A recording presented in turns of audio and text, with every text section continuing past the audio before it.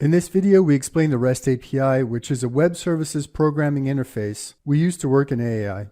Among many things, it makes it possible to interact with AAI remotely without relying on a UI, using industry standard methods and protocols. We issue HTTP calls via the command line interface to manipulate AAI data. REST relies on a set of requests, in our case, get, post, put, and delete. The underlying technology is a platform which is a REST API documentation tool to visualize and interact with an API like AAI's. It includes a web page called DevPreview to facilitate adoption. Users can build a REST request in this page by selecting endpoints and the operation they want to carry out, say create, update, or delete. DevPreview produces templates for the curl commands, which we can then copy and submit on the prompts. We'll take a look at the syntax to interact with AAI data, the different endpoints and request types. Standard REST APIs have many types of requests. In the case of AAI, we use 4: get to source data, post to create, delete to delete, and put to edit existing data. Users rely on the REST API to submit requests to the system via web technology and manipulate data over HTTP. Among many things, it makes it possible to interact with AAI remotely without relying on a UI using known methods. Once authenticated with the system, we can issue REST requests to AAI, either via clients like Postman or simple curl commands on the prompts. The REST API can retrieve, update, create, and delete AAI data using formatted instructions structured around basic requests. The most common ones are get to retrieve, post to create, put to update, and delete to delete. With the correct syntax, you'll be able to create job streams or delete a business area via simple curl commands. Building REST requests can be time-consuming and the syntax is fairly rigid.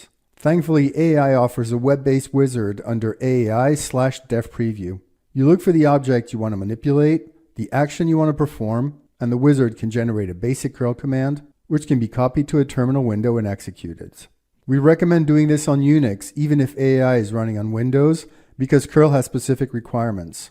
Since we're using HTTP, we can issue the REST request remotely.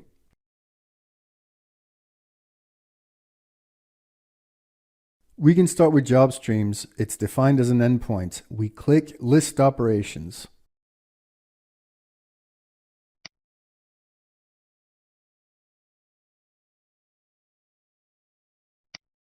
This is the comprehensive list of possible options on job streams. Get job streams produces the full list. Post lets you create new ones and delete deletes. You can also drill down individual job streams by applying a filter on the ID, modify an existing one, or modify a job stream's alert definitions. Let's expand one of the operations, the general get. You can enter any number of options like the associated scheduler by obtaining the ID through a GET request on schedulers. You can also list job streams for a specific business area using the BA name. There are display options for the index, the number of results, sorting, and verbosity. Default shows basic information, all shows everything. We ignore the options and simply click Try it out.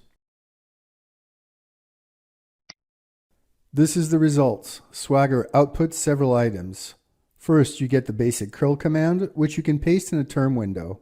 Additional elements include the user as --user, followed by the admin user and password in double quotes.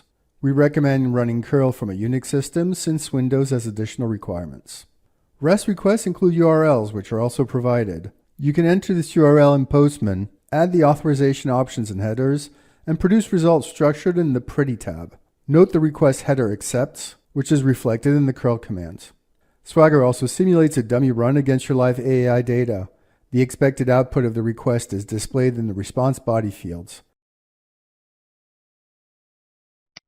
We saw these options earlier. The query returns a maximum of 100 records. There are currently 6 job streams since this is a brand new instance. Note the metadata fields: type, job stream ID, name, and more. We can further drill into the data and look for a specific job stream using the ID. We copy the ID and submit another GET request.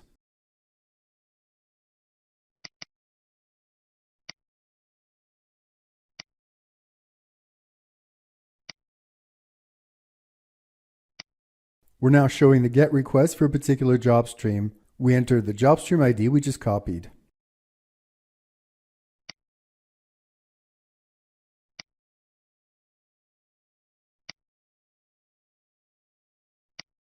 Again, the curl command, the URL, the header and body, which shows details for that job stream. To get business areas, you produce the curl command. Just add the user and submit in a term window. Note the header. To pass this with curl, convert it to -- header, and then the content in single quotes. If you want to submit with Postman, use basic authorization with the AAI user account and the accept header and headers. This produces a list of business areas. Note that the top level BA, all job streams, which cannot be removed in the client, has the ID set to roots. We provide another example with the post request. This time we're creating a business area. We have to provide the parent's ID. Assuming we're creating it under all job streams, then the ID is roots. This produces a curl command with the -d option and some backslashes. If you're submitting with curl on the command line, then submit as a single statement and remove the backslashes. This is Postman. This time we have two headers, content type and accept. In the body portion, enter the name of the new business area. You should have curly brackets on the lines above and below. This creates the new business area, and it's reflected in the clients.